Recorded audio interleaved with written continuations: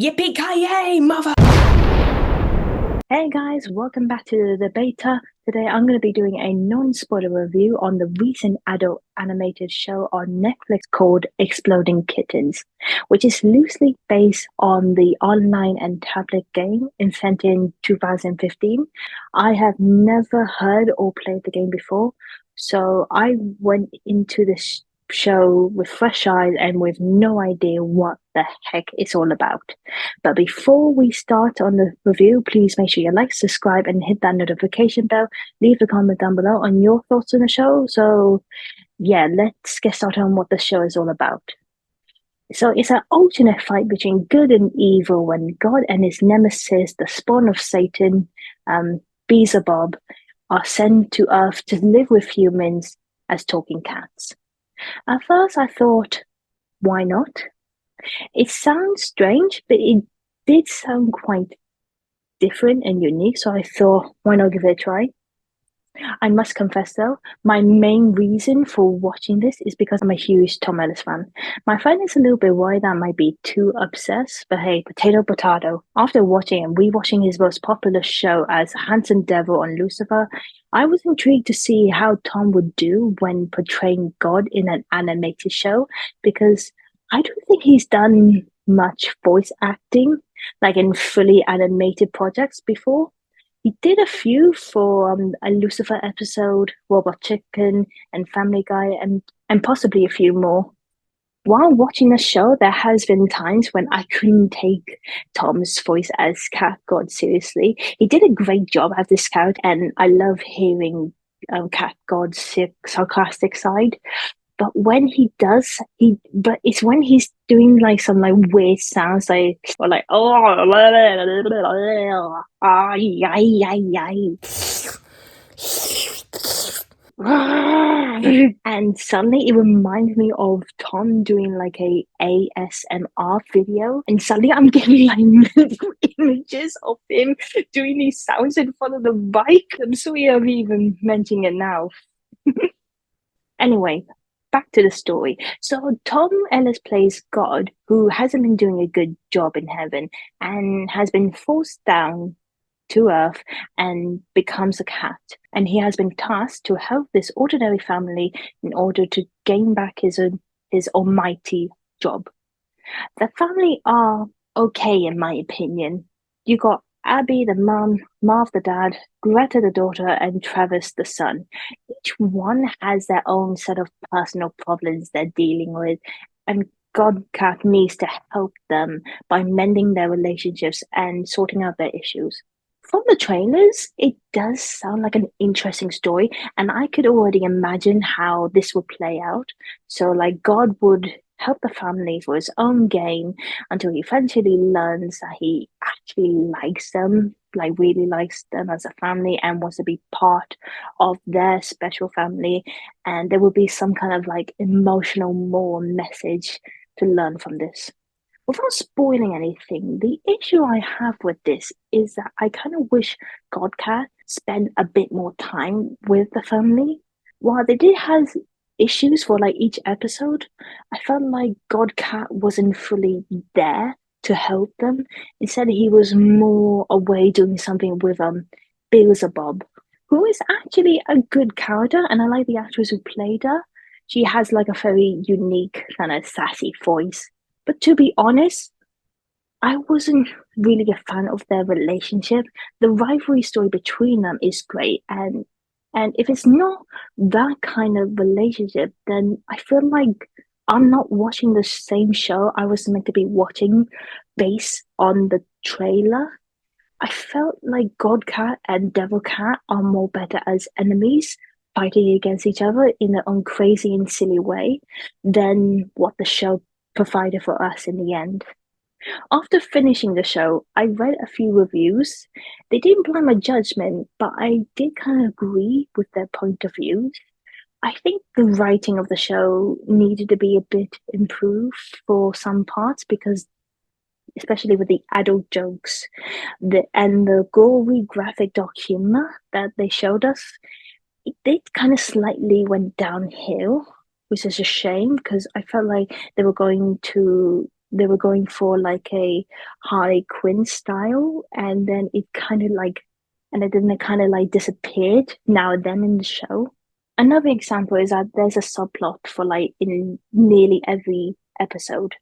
While Cat God is still on the same mission, I feel that the family members are doing something else at the same time, and it doesn't really build up to something crazy or jaw-dropping that links to the story of Godcat. The subplots felt more like, oh, I have this problem and I have Godcat who can help me, but no, I'm gonna do this all by myself, and it has no involvement with the main plot whatsoever. If they were going to do a subplot in the show, they could have created one that is a bit more unexpectedly important. Like we weren't predicting it was going to be linked together with the main plot, or it could have been linked to the climax of the show, and it just wasn't building up to something much, sadly.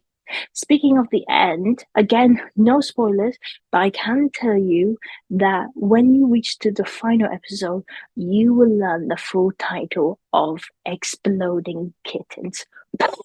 Another thing I actually liked about the show is the complete weirdness. Like there's so many things happening to like other people. There's like unicorns, there's the reindeer, there's the dinosaurs, there's like angels, demons. Even they look kind of weird in a way. And sometimes on some of God's cat's adventures and sometimes the kids or parents' adventures, they witness some like strange things that are happening. You chill when you see strange celestial stuff, but when you see them like exploding or like vomiting or maybe just I don't know bonkers, then it's I don't know. It's kind of like what the hell am I watching? Why am I watching? But you don't really care because it's weird and you just digging into it. This is where the document comes in because it involves other people, and if it does it to like a kid or to like a neighbor, then you'll be like what the heck just happened? But you know what? Let it be. It's animated. It's an adult document thing. Let it be. It's just quite funny in some parts, and that's what's so fun about it. They just do things. They just think of some random bonkers idea and they just put it in there, and it just makes you laugh. The character arc is very slow pace, in my opinion, especially for Godcat. I feel like we see him kind of nearly growing, but then it sort of pause, and then he's kind of back to his original self.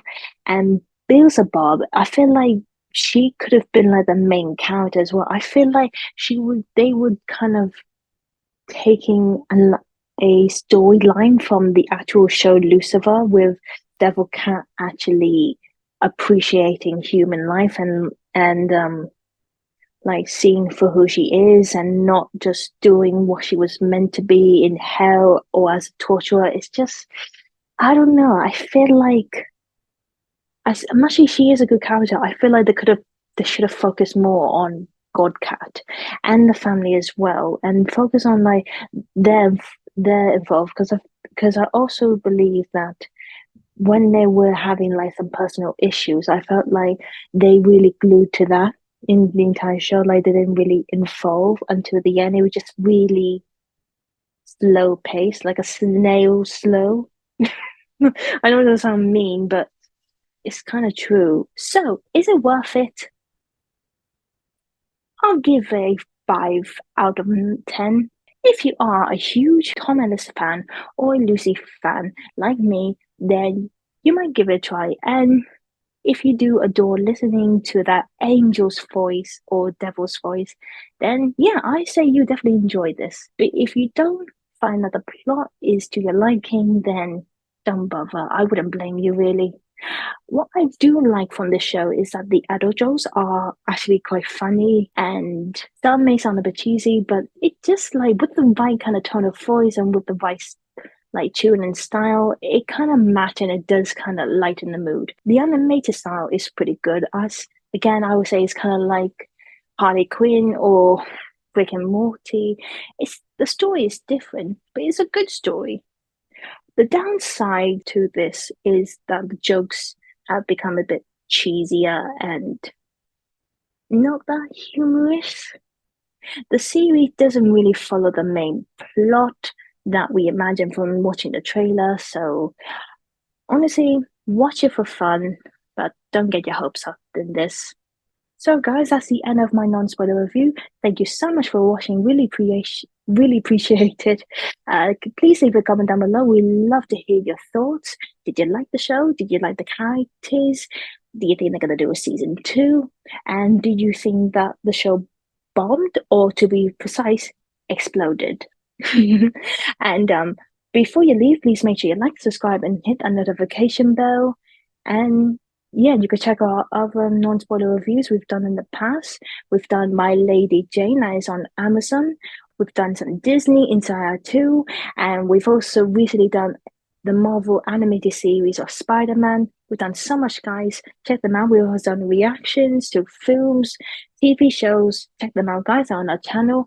You can also follow us on Instagram and Twitter. If you do, we will follow you back. That's a promise. And you can also check out our website, tells the information about the team and some of the videos we've done in the past. Games, pranks, events, like we visit events, the whole lot. Check them out, guys. Thank you so much again for watching, and we will see you next time. Bye.